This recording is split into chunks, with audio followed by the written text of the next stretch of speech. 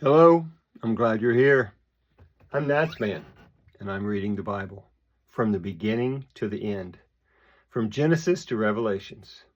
Please join me in this journey and make God's Word a part of your everyday life. This is video number 101, and today we're reading from the book of 1 Samuel, starting in chapter 22. 1 Samuel 22. David therefore departed from there and escaped to Adullam's cave. When his brothers and all his father's house heard it, they went down there to him. Everyone who was in distress, everyone who was in debt, and everyone who was discontented gathered themselves to him, and he became captain over them. There were with him about 400 men. David went from there to Mizpah of Moab, and he said to the king of Moab, "Please let my father and my mother come out to you until I know what God will do for me." He brought them before the king of Moab, and they lived with him all the time that David was in the stronghold. The prophet Gad said to David, "Don't stay in the stronghold, depart and go into the land of Judah." Then David departed and came into the forest of Hereth. Saul heard that David was discovered with the men who were with him.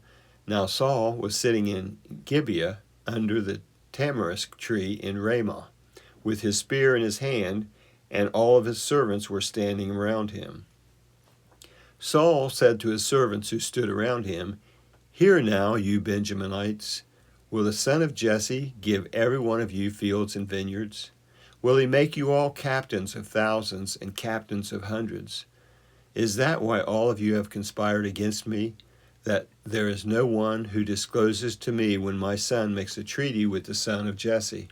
And there is none of you who is sorry for me or discloses to me that my son has stirred up my servant against me to lie in wait, as it is today?" Then Doeg the Edomite, who stood with the servants of Saul, answered and said, "I saw the son of Jesse coming to Nob, to Ahimelech the son of Ahitub.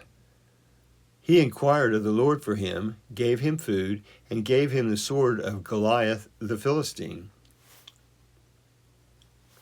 Then the king sent to Ahimelech the priest, the son of Ahitub, and all his father's house, the priests who were in Nob, and they all came to the king.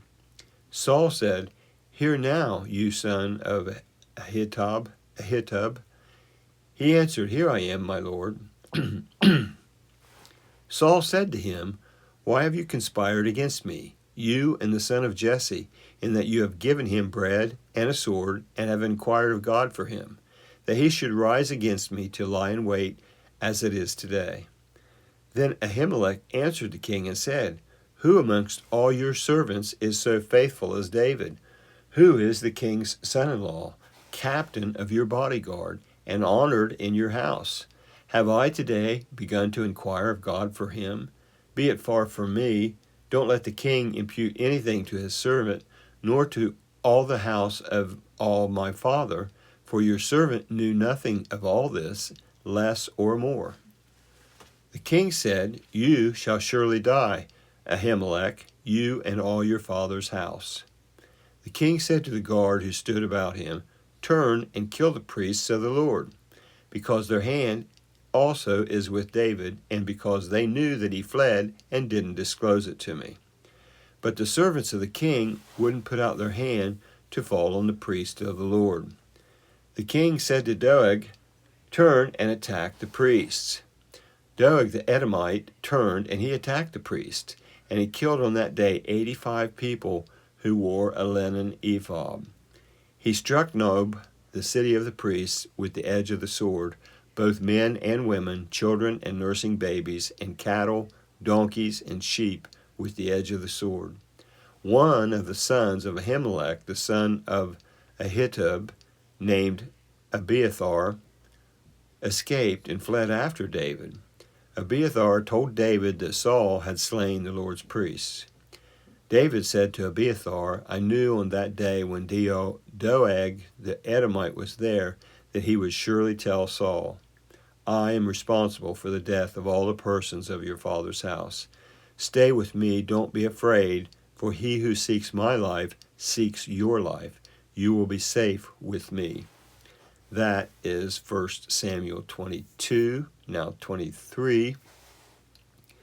David was told, "Behold, the Philistines are fighting against Keeloth and are robbing the threshing floors." Therefore David inquired of the Lord, saying, "Shall I go and strike these Philistines?" The Lord said to David, "Go strike the Philistines and save Keeloth." David's men said to him, "Behold, we are afraid here in Judah.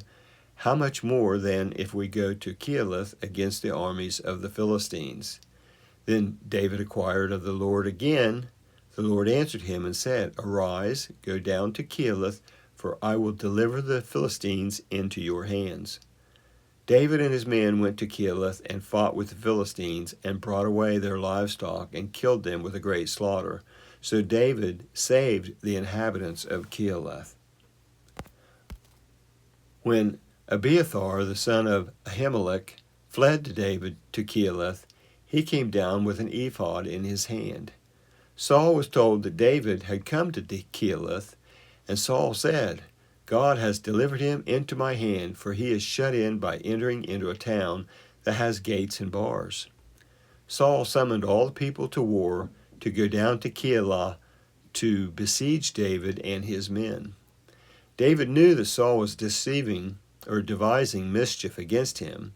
He said to Abiathar the priest, "Bring the ephod here." Then David said, "O Lord, the God of Israel, your servant has surely heard that Saul seeks to come to Keilah to destroy the city for my sake. Will the men of Keilah deliver me up into his hand? Will Saul come down as your servant has heard?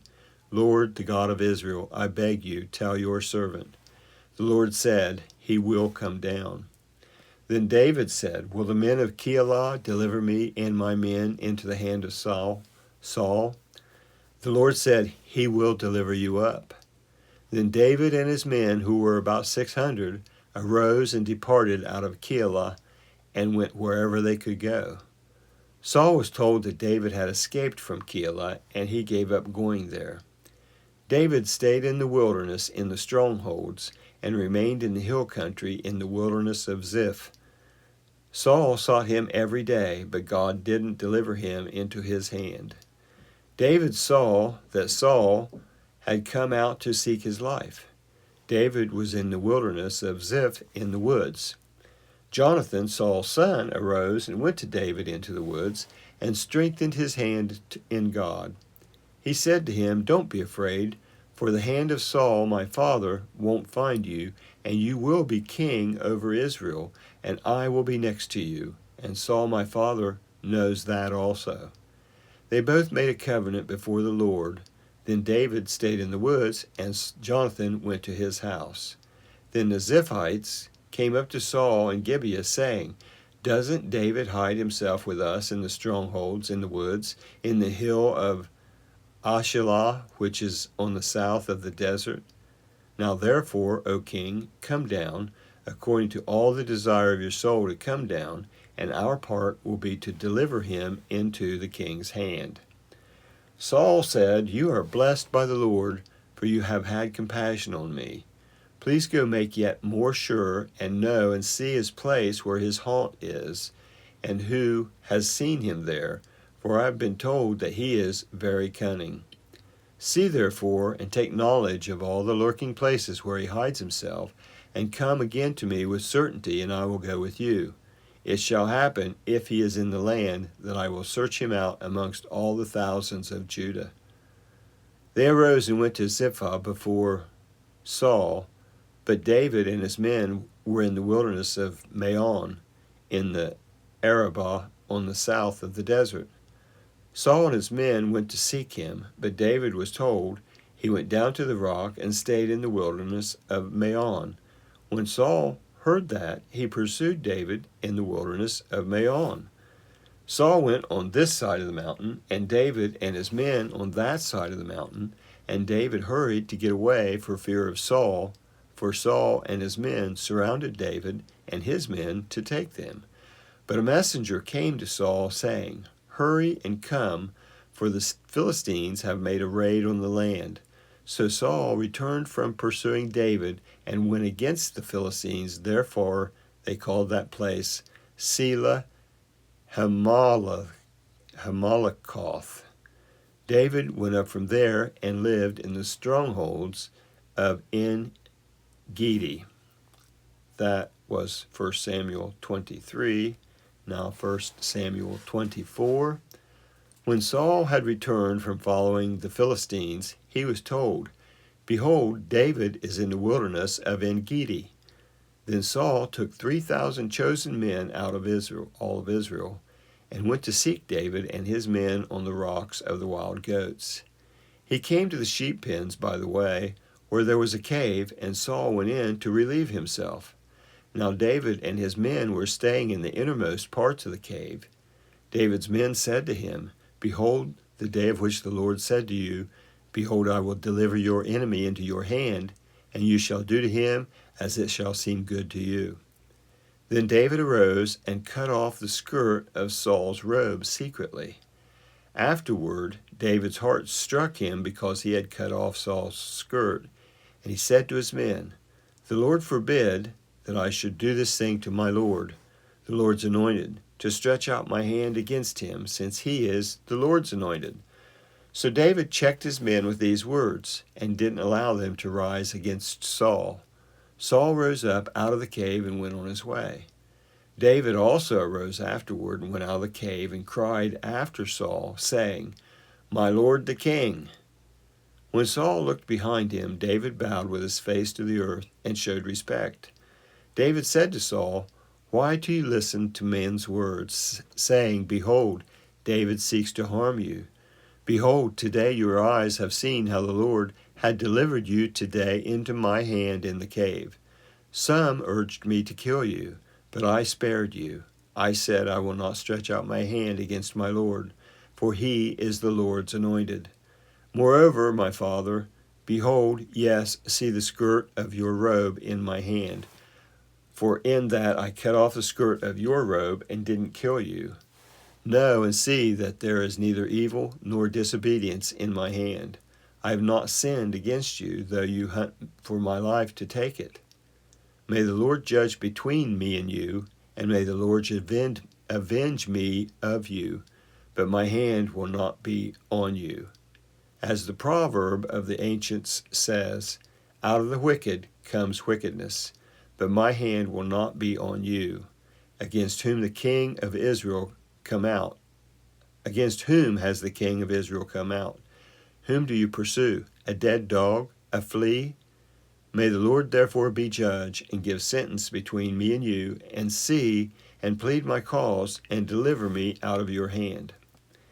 It came to pass, when David had finished speaking these words to Saul, that Saul said, Is that your voice, my son David? Saul lifted up his voice and wept. He said to David, You are more righteous than I, for you have done good to me, whereas I have done evil to you. You have declared today how you have dealt well with me, because when the Lord had delivered me up into your hand, you didn't kill me. For if a man finds his enemy, will he let him go away unharmed? Therefore may the Lord reward you good for that which you have done to me today. Now behold, I know that you will surely be king, and that the kingdom of Israel will be established in your hand. Swear now, therefore, to me by the Lord, that you will not cut off my offspring after me, and that you will not destroy my name out of my father's house. David swore to Saul. Saul went home, but David and his men went up to the stronghold. That ends chapter 24 and this video. That was the book of 1 Samuel, chapters 22, 23, and 24 on video number 101. I'd like to thank you for joining me in this project, this endeavor to read the entire Bible. I hope you enjoy listening to it as much as I enjoy reading it. Please feel free to comment if you so desire, and also please subscribe and give this a thumbs up if you enjoyed it. If this is your first visit to NatsMan Reads the Bible, I leave a link in the description to the intro video that explains what we're working to accomplish here. I hope you come back for the next video, and until then, thank you. I hope you have a very blessed day. I'm NatsMan, and I'm out.